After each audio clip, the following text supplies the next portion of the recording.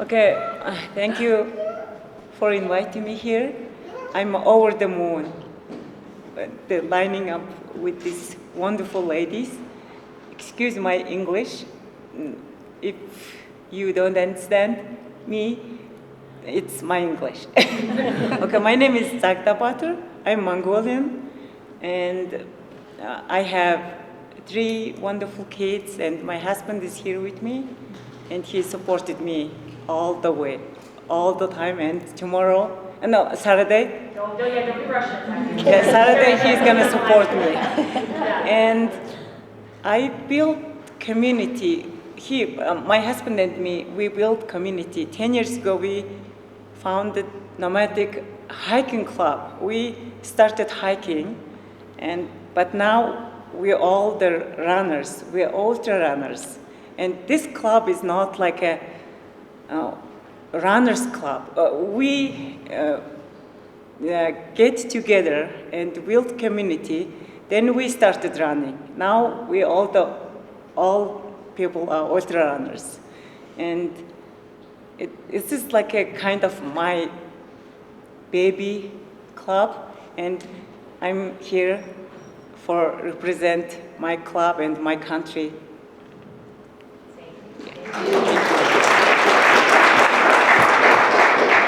So my name is Pam Reed. I'm just blessed that I'm able to keep going. I'm 62, and it's just an honor to be able to do this again. This will be my 8th finish, but I actually have been here 8 times, and I dropped 1 year. This will be my 110th 100-mile run or more.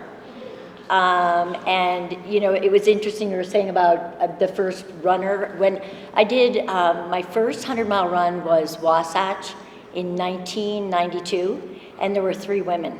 So it's just incredible. And even and this year I've been lucky enough. I got into Western States and Hard Rock.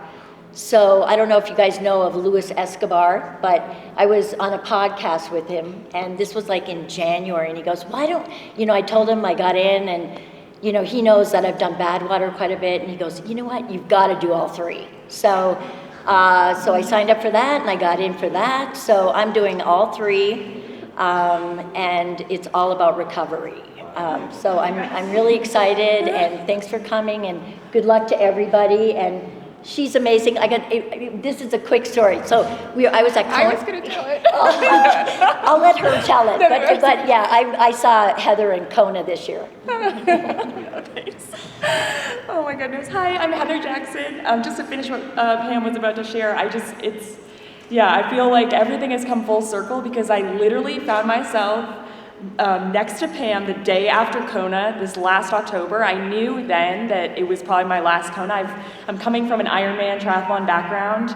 I've raced triathlon for about 15 years, and I've always watched Western States. I've watched this race and followed the athletes in it, and just amazed by just the craziness of running 100 miles. And literally it was after Kona, and the day before Kona I had been chatting with the global sports marketing guy from Hoka, Mike, supported me forever, and he was the one that had said, you gotta come check out Javelina. So the day after Kona, I find myself randomly in the Hoka Lounge watching the men's Kona race, chatting with Pam for like an hour, not really knowing her crazy history, all of her experience, and she's like, telling me all about the trail running, and I'm like, yeah, I'm gonna head to Javelina in a week for my first one, just check it out. And actually, even when I was chatting with you, I didn't even know which one I would do yet, if I was just gonna do the 1 lap or the, so anyways, that was my intro from Kona last October. I've done 3 trail races now. This will be my 4th, my first Western States. This is what really, I think, drew me into the sport following this one. And so I feel grateful to be here, to be on the start line with these amazing women, and just super excited for the adventure on Saturday. And this is Stevie, and she really wanted to be on the panel as well. So. Hi, I'm Emily. I am from Zimbabwe. I run for Adidas Terex, and my coach Poland with Gauge 20 Running, and Idaho Foot is my strength group. It's an honor to be here. I love this community, and I've got to really call these trails home more recently over the past couple of years. And yeah, we have an incredible trail ahead of us that a lot of people have put a lot of time and work into. I know Craig's sitting back there. There's a lot of hours of love that's been poured in, and it's an honor to toe the line on Saturday.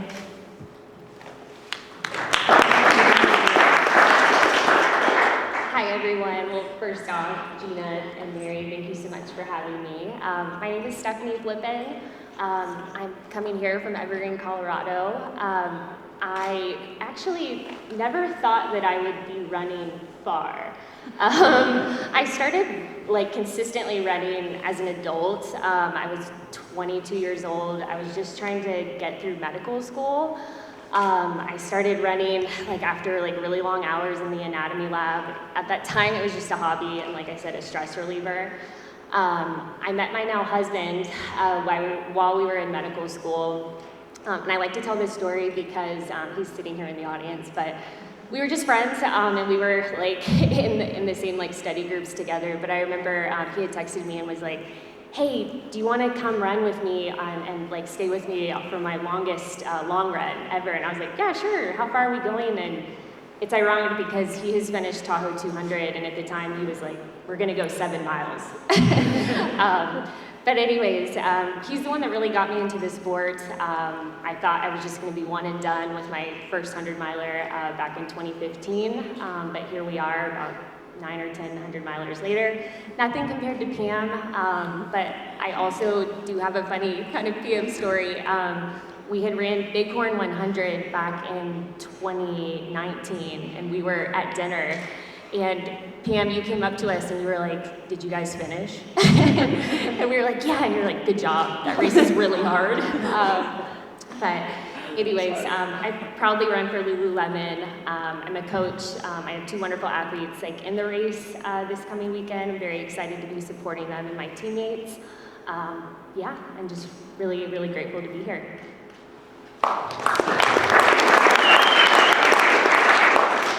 Hi everyone, I'm Leah Yingling. I'm from Salt Lake City, Utah, and have been running ultra marathons for about 7 years now, and this will be my second Western States this year, and just thrilled to be here.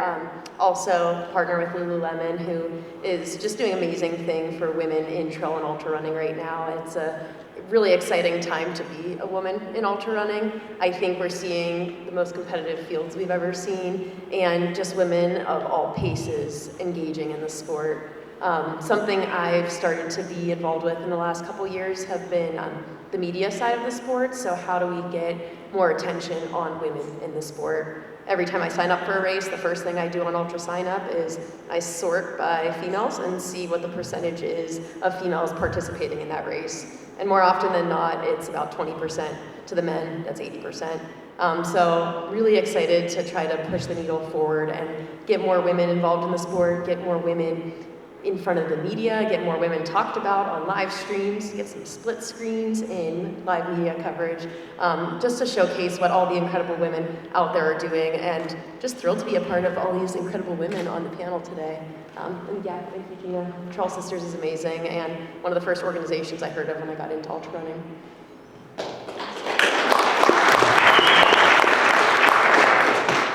All right, well, we've got an amazing panel, so time for some questions. All right, I'm going to actually leave this with you all, because you're going to need it more than this loud mouth. So my first question to get things going is, just to set the stage, can you share more about what towing the start line at Western States means to you?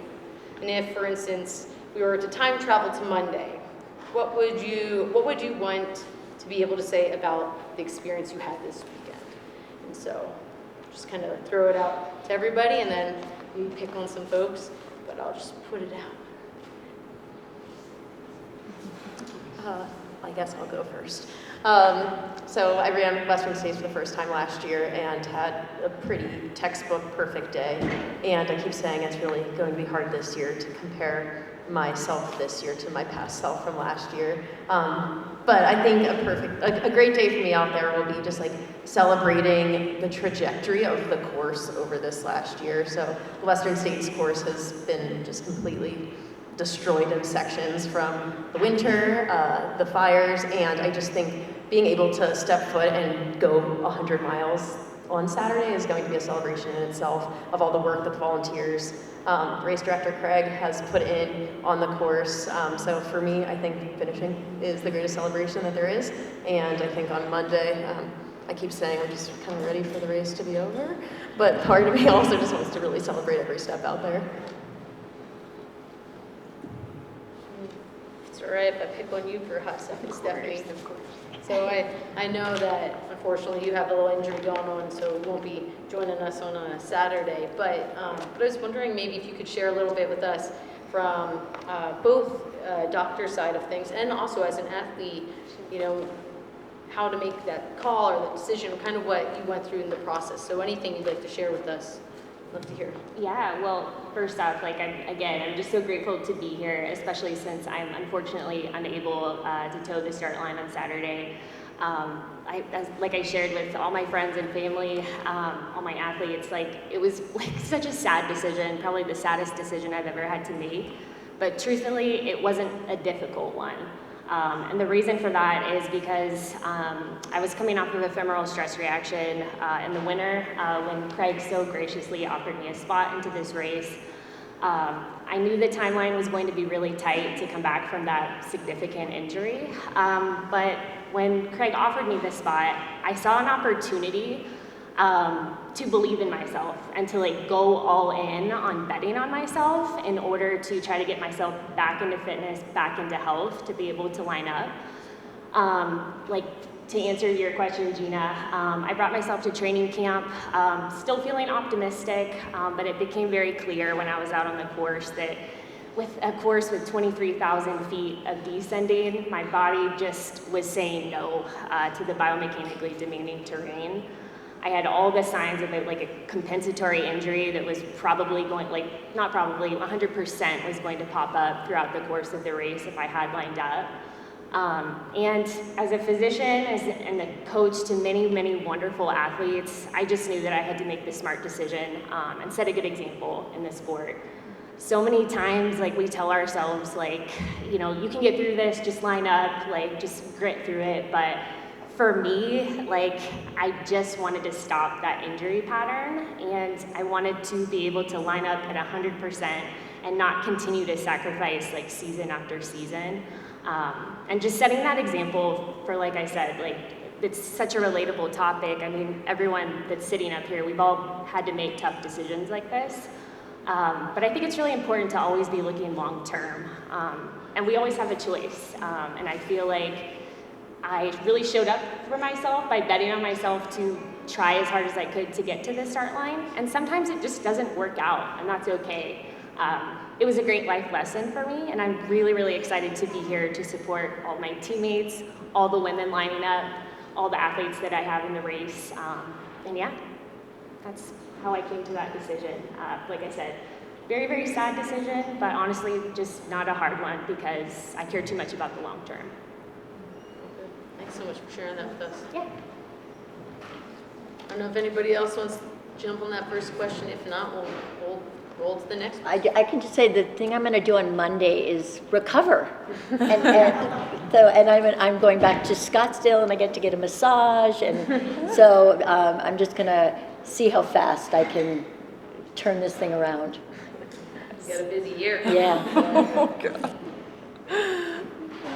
Great, now I've magically appeared on the other side of the live stream. I was like, let me just walk behind all of the cameras, check the frame line. Jacob, do not turn that thing at me. So we're gonna have a really interesting year on the course this year. For folks who were at training camp, we've still got snow up at Robinson Flat. We've got a lot of miles and a burn scar. And you all have really different experiences. So I'm curious, Heather, I'm coming to you first. Okay. Like, as someone who's stepping up to this course for the first time, who has a really deep background in lots of different types of sports, like what tips and tricks and tools are you kind of thinking about to help you make it past those challenges? Yeah, so I guess, so I'm coming from a varied background. Definitely, I actually spent most of my junior high school, collegiately playing ice hockey. So I actually do have that skating and snow background and balance in these elements. You're good, yeah. You're good. So you even knock people off the trail, you're good too. Yeah. I'm gonna have my padding on and just really try to skate up the snow. But no, I think I spent this winter actually in Bend, training through December and most of January up there in some snow, which I wasn't thinking of that in terms of here. I just wanted to be out running. So I'm hoping I can draw back on that and just, I guess, trying to not fight the snow is my plan, trying to just go with it and be smooth versus like expending all this extra energy trying to fight and get through it. So on top of obviously balance, I think another thing I've been doing recently is a lot of gravel racing, and one of the things we always say in gravel racing is like a working bike. I'm also coming off of a race where I just had a bad mechanical, so a working bike is the fastest type of bike. So getting through obstacles that with a working bike is gonna get you to that finish line. So similarly to like the trail running, it's like a working body, like not rolling an ankle, not going down, like a little bit slower might be a little bit a better choice in a certain moment on the course. So just being mindful out there, just trying to be in the moment, I think is my biggest. I mean, again, this is will be my fourth one, so I don't speak with much expertise, but just I think more being in the moment with this trail off-road stuff, I've found has been the biggest thing. Like one, dozing off or thinking of something else and you maybe misstep or you're not focused. And these trail races, you have to be on, you have to be like watching your footing, and that's been my biggest lesson, I think, of really just staying in the moment and being there every step. Love it, love it. Zagda, you have some big mountaineering experience, so I'd like to pose the same question to you. We're gonna just hand the thing right over Pam, that's what we're doing. Okay, I'm Mongolian. My childhood is we played in a snowy place. It's really cold in winter in Mongolia. I'm gonna use my childhood muscle memory for that snowy part. And then second, the canyon. I'm gonna use summer in Mongolia. It's also very hot, dry and hot. I'm gonna use that memory too. And also I'm gardening. Lately I'm gardening a lot. I'm gonna use, usually I'm after work, 2 p.m. till 6 p.m. I'm working in a garden. I'm gonna use that endurance for my, I don't have a proper training. I'm gonna use my childhood memory and my practical experience. Yeah, that counts for a lot. Practical experience counts for a lot. I'm happy to do that. Sounds good. Sending it back over to you, Gina. All right. Next question. We're just whipping through them. Here we go. So be out there for about 15 hours plus. So it takes a lot of motivation and all kinds of things I think keep yourself busy, problem solving. Pam, you've been in the game the longest here, I think, and so this one's we're gonna start with you here. I mean, you said this will be your going for your 8th finish, it's your 9th start, right? Then this is your 110th race, which is incredible. So what do you do to keep your mind rolling for these long periods out there? What are some tips you can share with us for longevity in the sport? First of all, what do I do out there? I was just brought this up because I've been on some podcasts lately, and more people have come up to me and talked to me, and so. But a long time ago, when I was faster, I guess I had a reputation of not being very nice, but because I have to focus, and like Heather was saying, out on a trail, I want to focus. I don't want to fall, so I have to focus, and so doing a lot of chit-chatting. And one thing I've seen, after 110 of these long runs is so many people waste so much energy by like hooting and hollering, and they're just all excited. So it's just better to, because then those people that are hooting and hollering at mile 80, they're like dead, because it catches up with you. It's a long day and it's a hard day. But what keeps me motivated is I've always been really motivated to I love to exercise. So I am blessed and lucky enough to be able to do some type of exercise for 5 hours every day practically. I do yoga and I swim and I run and I bike, and I still do a little bit of Ironman, not as great as her at all, but I love Ironman. And it's not hard for me, and I'm blessed with a lot of energy, so that's a huge thing, that I just have so much energy that I can just keep going.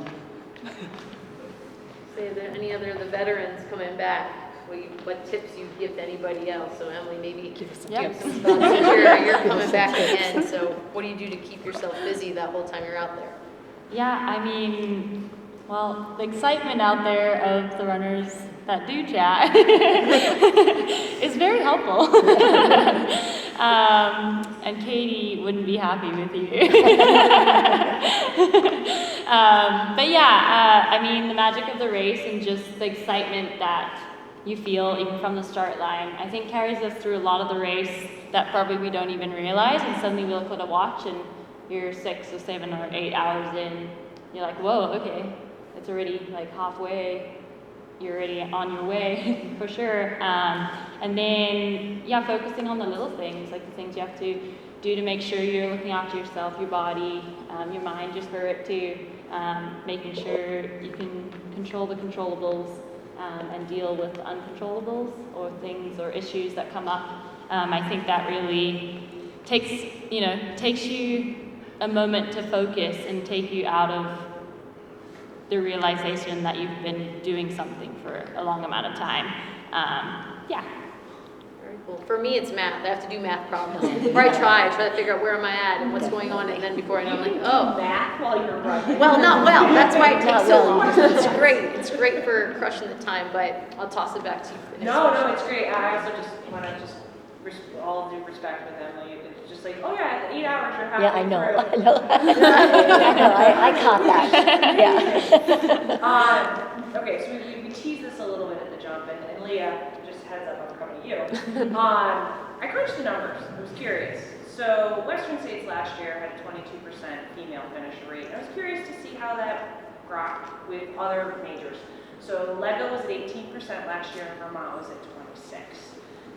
For 51% of the overall general population, this seems a little paltry, and you have done a ton of work in this space about visibility and representation and being an advocate for greater representation in the sport.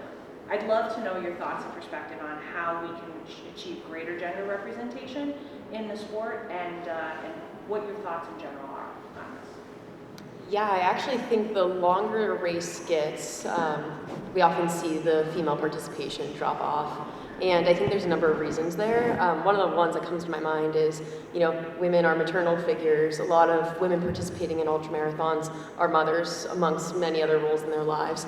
And oftentimes they're not supported in that way in races. So childcare is not available. They're not offered the opportunities to train like their male counterparts, things like that.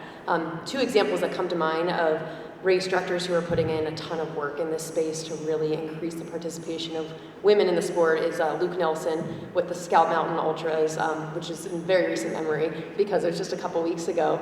But he was trying to get like 50% female participation in that race and offering free entry for women, free childcare at the finish line, and just doing all those little things that really get in the way of women participating in the sport. But there's a ton of other barriers that are just embedded in society too. So I think females being advocates for, involvement in the sport, but also men being allies, pushing for that change. Like we have 80% men on the start lines. Like if we start hearing from them to really encourage change from race directors, from all aspects of the sport. I think it's really important, and I think if we start showcasing more women in the sport, like in the media as well, and this comes to mind because it was recently too, but the World Mountain Trail Running Championships, they were showing like the top 20 male finishers as the lead women were on the final descent, and like the men got so much focus. So yeah, I was in that chat saying like, hey, can we get the women on the screen? So just like hearing from more people in that space, like it's little things, but I think it really does go a long way. Thanks. Any other thoughts the panel would like to offer? How do you Well, you know what's incredible is people like Camille, and there's women are winning races overall, you know, and so we should be able to be there. So it's hard for me to see why. Like I used to so I'm 62, and my goal was like, I can't believe not very many 60-year-olds are in this. I mean, it just goes down, right? But and I'm kind of understanding that because there's something real to getting a little bit older and trying to keep doing this, and you know, with your body and your mind. And I was just talking to somebody last night about the age thing, and you try not to think about it, but it kind of creeps in, and you keep pushing it away. And but as far as women, you know, and I mean, I'm older, so way back, you know, I was a cheerleader, a gymnast, and track and tennis, and yeah, we always got the secondhand stuff, and it seems that's why I'm so excited about Lululemon, because it seems like that is going to really help, right? And to learn more about just the hormonal part of it, and that could be a big part of it too. I don't know, you know, that it's tough. It's tough to. I mean, I have had 3 of my own kids and 2 stepsons, so we had 5 boys, and you just have to figure it out sometimes. So I would run before they got up, and I'd, you know, run when they're in school, and then run when they're at practice. So it's just, you got to figure it out, you know. But No, I appreciate that. I'm immigrant, and I think it's for immigrant ladies like me, it's kind of hard to have a hobby. Hard to run.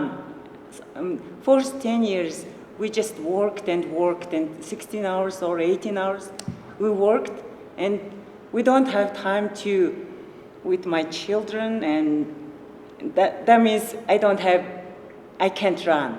And now I buried myself, like I had some kind of layer myself, because I have an English problem, and my job is not like a great paying job, because I can't work my professional job here, and I just work the entry level work, and that means I have to work more and more. The woman like me, it's like we buried. We never come up, and we can't run, and we can't do anything. Now it's like this thing is really big to me, and big to my community. It's I think now the woman like me and immigrated like me, they see me, and they can show up. They can be there. They can try. I think it's really grateful. Awesome. We're going to pass it on to Steph to close it out. Yeah, well, I was so fortunate to join Gina and her incredible volunteer staff at the most recent Trail Sisters retreat in Boulder, and just like pivoting off of what Pam mentioned about female-first research in the sport. I think that's huge, and we were having conversations with that with a lot of the women that were at the retreat, and I was getting so many questions because so many of the women like this was their first time on a trail. They didn't know that like trail running existed. And it was really cool because I was able to like join all the women out on a trail run.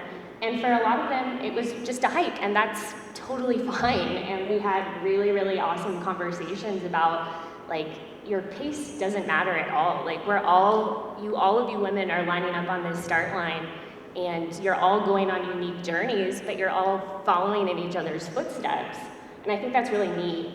And we're seeing that with Lululemon, just with pace inclusivity and just removing this the spotlight just on maybe the elites or the pros, and really trying to highlight the fact that this sport really is for everyone and every body and every pace. And yeah, I personally, and I know Leah agrees, and Camille sitting in the audience, we're just so grateful to be a part of a brand who is genuinely putting their money where their mouth is and putting women first with their research, product development.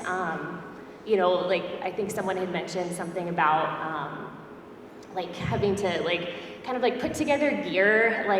I just know nothing, packs have never fit me. I'm 5'1" on a good day. It's I'm just always doing odd things and cutting gear and think to make things work, and having friends and family sew things for me at home, because they're created for men first. And I think it's really neat that we're seeing a shift in that. Thank you all for this. And there was a couple things that came up as everyone was chatting, and maybe things to highlight that kind of get overlooked a little bit. I know we talked about race directors making extra efforts to get women involvement up there. There's a lot of brands who are very much aiming for the 50% of pay and inclusivity and everything. I know Adidas is very proud of that fact. We're at 50-50 on our team and with pay, but also coaches. I know we have a lot of coaches in here, and just their maybe extra time they put into female athletes with kids. I know I have teammates that have kids and are achieving huge things because their coaches are working personally with them to make the time they have available work for training. We're learning that you don't have to run 100-mile weeks to be successful in the sport. And those are little things, and maybe not making a big, loud shout to everything, but those things are being overlooked, and I think we should really keep encouraging that, how the people behind the scenes of our sport are really making an effort. And it's showing up a lot in race results, the number of moms you have on the start line, the number of people who are going to start their period on the start line and not be afraid of it. And those things are really, really encouraging for all of us here and everyone who's going to come behind us. The job is to hold the door open wide. Yeah. Yep, absolutely. Gina, sending it back to you. All right. Oh crap, I'm supposed to talk now. No, I know. I'm loving all the answers. It's great. I'm just all the work. And so thank you for sharing all of it. So we're going to jump over, let's talk about community really quick. So that's where we're going next. So community obviously is a huge part of trail running. And I think community is stronger in trail running than it is some other sports, to be honest. Woohoo, trail running, I love that. And so with that, the question really is, can you share a bit more about what community means to you and how it shows up in your everyday life? I am going to go to Zagda on this one because you have an amazing community you've created with the Nomadic Adventure Club, and so which will host hikes and climbs and runs. And so, with that being said, what's the most important thing you aim to bring your community, and at the end of the day, what hits you hardest here in the heart that you're just most proud of what you're able to do with your group? So. When I start talking Nomadic Adventure Club, I will now stop. It's so much. And 10 years ago, I think March 26th, we started Nomadic Hiking Club at Mount Diablo. Just 10 people. We never thought it's gonna be expand like this big. And we started hiking because I mentioned we immigrated and we need to have community. And in nature, we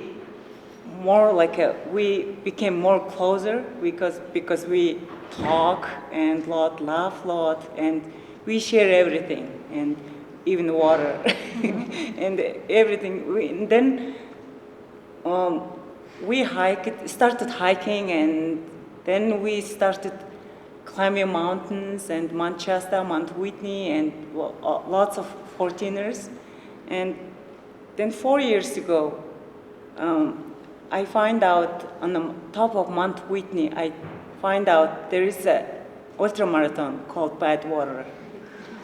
I love that that's where you found out. You're on the top of Mount Whitney, and this information just gets to you. Yeah, he told me there is a Badwater marathon, and then I kept in mind, can I run?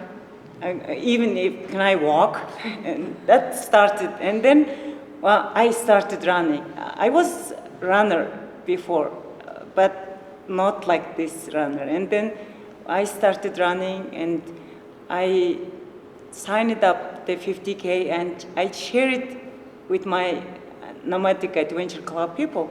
And one day, when I signed up the Mount Diablo 50K, I shared them on the hike. I think that was the week before that marathon.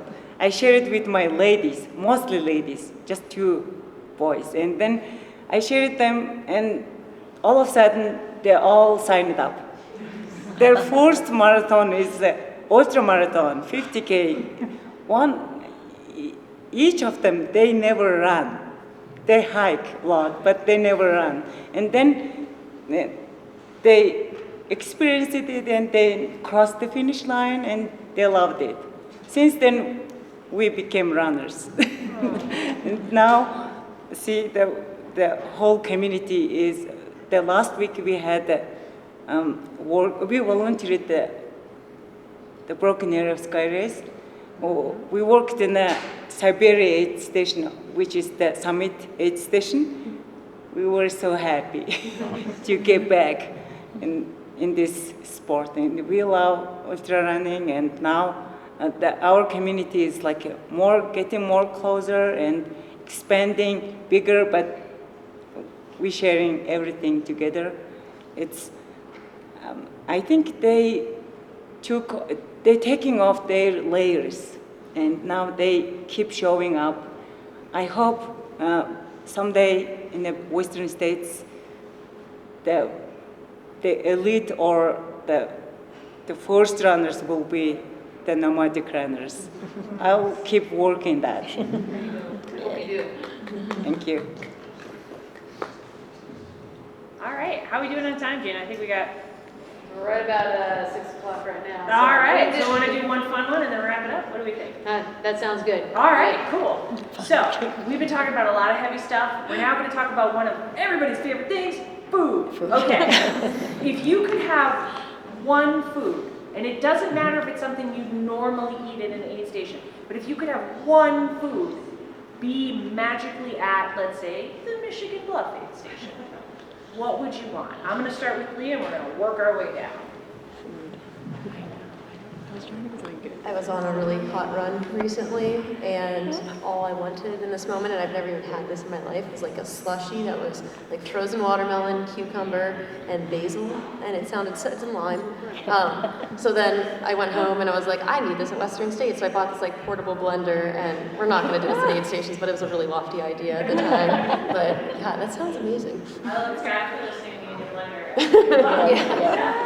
I always find myself having a hankering for tater tots. Like the extra crispy ones too, which can be difficult at aid stations. You know, you kind of have to have like a knife and a fork. Yeah, I had my crew at Hop and Leaving last year. I don't know what she had, but she had like a mini little. I don't even know what it was. I think it kind of looked like a mini waffle iron or something, but she made them really crispy, and it was wonderful. Love it, love it, love it. Emily, how about you? I'm already dreaming of it because I saw it today as my mom pulled it out the cooler. But she made some chicken and rice soup from Michigan Bluff, and I'm already dreaming of it. What do you think? I don't know. I literally was like trying to think of something good for this answer because I'm like, anything, my go-to would be like something sweet. I'm a big sweet tooth. Like, does anyone know what Milk Bar is? It's like a very delectable. They have this like pie. We always order it for special occasions. It's amazing. But in races, like all you want is salty. So I'm torn because my go-to would be like pizza or burger, anything that is very, very salty, that like a Big Mac. It's just probably 2,000 milligrams of sodium. DoorDash, Like, McDonald's, yeah, I gotcha. Yeah, so my funny would be, because of my favorite food is cotton candy, but I don't think cotton candy will taste too good at Michigan Bluff. So I decided just now, because I remember I was in a 6-day race and somebody brought me a hamburger with mayonnaise on it.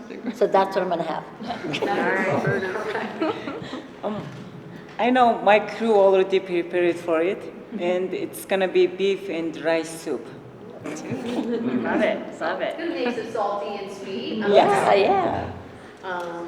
Well, cool. I was gonna say I promised them that we'd be here for an hour. I do have some more questions and I'd love to ask them, but I also want to make sure that you have time to rest up and do your thing. So thank you, all of you, for being here and giving us your time. Mary, thank you for co-hosting with me. Happy to help. I just have one really super quick thing. All right, if all of our assembled friends listening at home want to know more about you, where can we find out about you on social? Any one of you can go first. We don't have to go down the line. Heather, you're giving me a big spot, so Heather, you start. I'd say probably, I don't know, Instagram is Heather Jackson Racing, and then my YouTube, we've really been trying to work on putting content out, and so Heather Jackson Racing on YouTube. Shout out to my husband Waddy, he does all of that, but we make sure to try to get back to everyone, so questions, comments, he'll get back to you with my input also, but he is the one behind the scenes, like, doing so much for me, so a shout out to him, but those are the two main. Awesome. Emily, going your way. On all the On all the social things, media, on just everything. Emily Hawgood. Very simple. Okay, cool. Steph, how about you? Yeah, my Instagram is Stephanie Flippin. My first name is spelled with an F. And then my website, stephanieflippin.com. Also, big shout out to my husband for putting that together. I could have never done that myself. So. Yay for partners. Yeah. Leah, how about you, friend? Mostly Instagram, it's Leah_Yingling. And again, my husband, who is very proud of his Instagram handle, which is Shit in the Woods. Go follow him too. He's friends with the guy who has the never wipe your ass with a squirrel. Pam, how about you? Yeah, I don't do those. I mean, I can't, you know why? Because every time I go to do it, it wants me to reset my password. And I forget it. So PamReed.com. PamReed.com. All right. No, totally fair. Nobody steal her password. And Zach, where can people find out more about you and Nomadic Adventure? Nomadic Adventure Club is like Nomadic Adventure Club on Instagram, and the Facebook, same thing. And for me, it's a Zagged Nomad, and Facebook, it's a Zagged Butter. That's Cool. my name. Okay. All right. Well, thank you very much, everybody. Thank you. Yeah, I will. Photo? Yeah. And just so everybody knows, there is another